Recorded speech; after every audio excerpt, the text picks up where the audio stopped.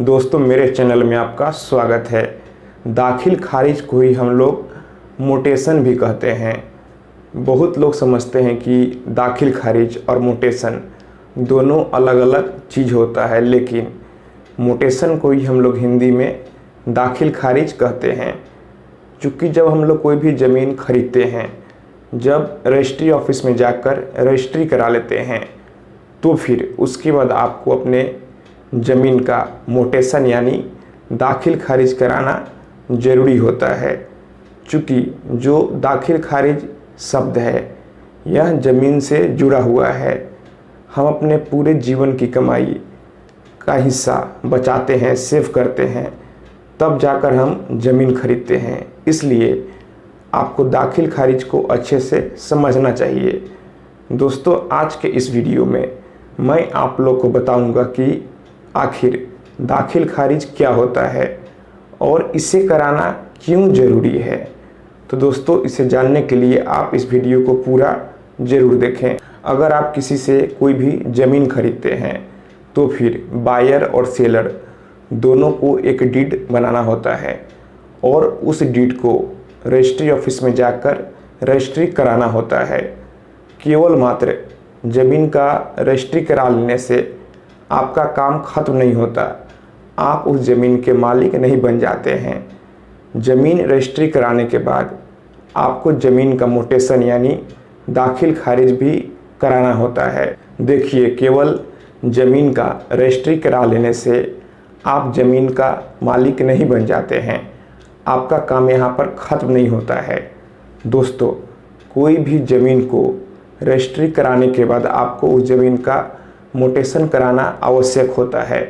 फिर आपको उस ज़मीन का रसीद भी कटाना होता है, तभी आपका उस ज़मीन पर पूरे कानूनी तरीके से अधिकार होता है।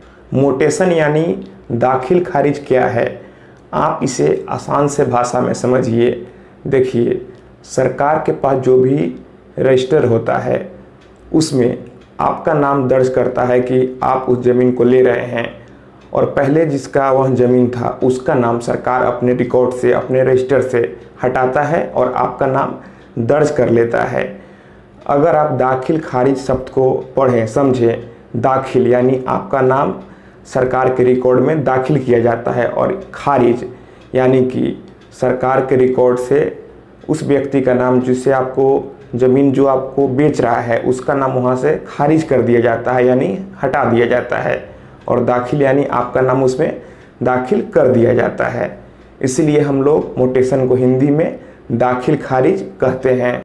तो अगर कोई भी ज़मीन आप रजिस्ट्री करा लेते हैं, फिर उसके बाद अगर आप मोटेशन करा लेते हैं, सरकार के रिकॉर्ड में आपका नाम दर्ज हो जाता है, तो फिर उसके बाद आप उस ज़मीन के मालिक बन जाते हैं।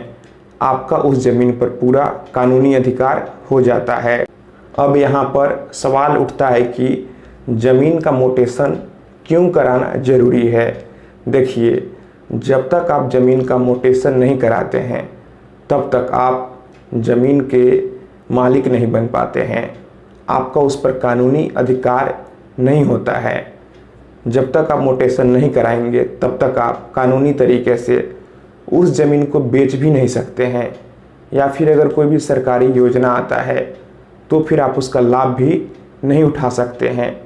और जिस व्यक्ति से आपने ज़मीन खरीदा है वह व्यक्ति अगर चाहे तो जल्दसाजी करके आपके ही ज़मीन को और किसी से बेच भी सकता है।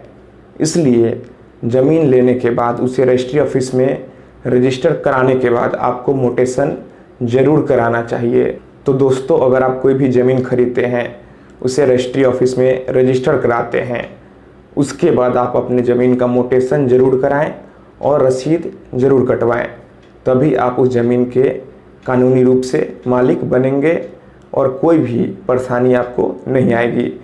तो दोस्तों मैं आशा करता हूँ आपको यह वीडियो पसंद आई होगी।